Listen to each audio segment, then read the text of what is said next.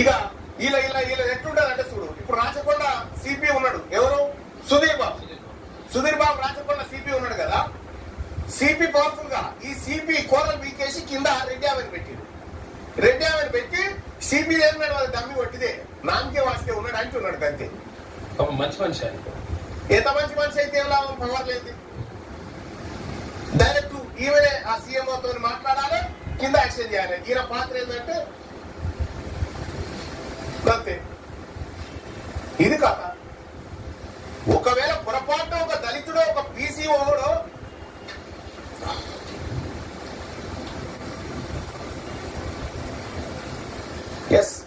ఏపీలో ఉన్నటువంటి దయానంద్ యాదవ్, సారీ నేను పద్మశాల అనుకున్నా, యాదవ్ మన బీసీ బిడ్డ, ఏపీలో చీఫ్ సెక్రటరీలో. ఇక్కడ ఎట్టి పరిస్థితిలో కానీ ఇక్కడ ఒక దళితుడు ఒక బీసీను చీఫ్ సెక్రటరీ ఇప్పుడు ఆయన Burra Venkatesham education principal secretary ఉండే, ఆయన కింద రెడ్డి ఆయన తెచ్చిపెట్టినారు. అంటే వీళ్ళది ఏం నడదో అట్టిదే డమ్మి, మళ్ళా రెడ్డి ఆయన తెచ్చిపెట్టి కింద.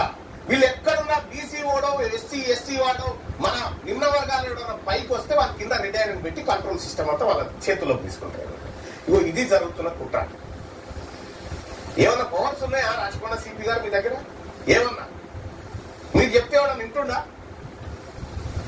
ఎందుకు మరి మనకు అది ఈ ఆత్మగౌరవం లేని పోస్టు?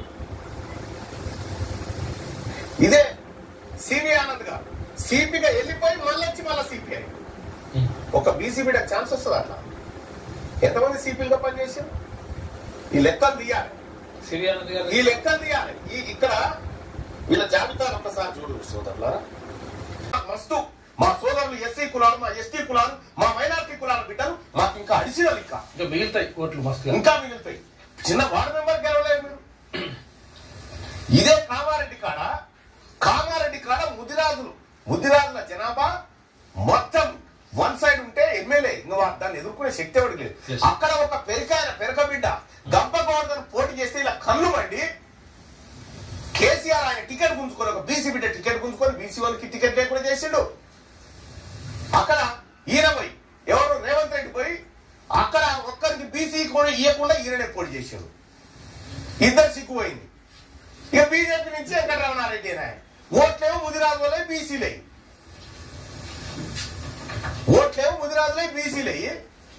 ఇదేమో ఇది కథ.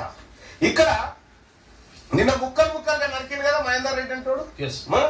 ఎవరిని చంపాడు? యాదవుల బిడ్డలు కాలు చేతులు నరికి మూసిన పడేసి వచ్చిండు. వాడిని ఎవడు కాపాడాడు? ఎవడు? ఇక్కడ ఉన్నటువంటి రెడ్డి సిఐ కాదా, డీసీపీ రెడ్డి కాదా కాపాడింది? వారికి ఏ ఇబ్బంది లేకుండా ఎన్కౌంటర్లు ఎందుకు జరుగుతలేవు? ఇవి అప్పటి అప్పర్ క్యాస్ట్ పిల్లకు జరిగితే ఒక న్యాయం, లోవర్ క్యాస్ట్ వాళ్ళకి జరిగితే ఇంకో న్యాయమా? ఏ నైచలేగా ఇది నడవది. ఇంకా ఎటికాలం ఇది కళ్ళ ముంగట ఇంత దారుణం జరుగుతూ ఉంటే కూడా మీరు ఇంకా మాది రాజ్యం ముక్కలుగా నరికి చంపేసి పాపం.